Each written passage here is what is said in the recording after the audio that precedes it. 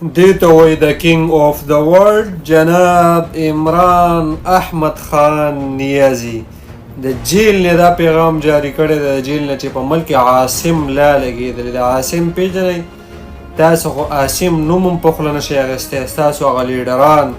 او دا په جیل کې د امت مسلمه لیډر ناست دی په جیل کې دننه، چې په جیل کې یو سړی ناست هغه سوال کوي چې ما پرېږدئ، او دی د جیل نه داسې پیغام جاری کوي چې په ملک کې قانون نشته او د دغه یو سړي حکومت دی او هر څه د خپل د لاسته لاندې کړي دي، ملک یې تباه و برباد که، ظلم دی، جبر دی، اسرائیل تسلیموي، پښتانه وژني او معدنیات راوباسي او د دغه یو سړي حکومت دی. داسې بیان د کینګ آف د ورلد جناب عمران احمد خان نیازي ورکولی شي، او په پاکستان کې بل یو سړی داسې د نرې خوټې نه دی پیدا چې داسې بیان وکړي او د دې سړي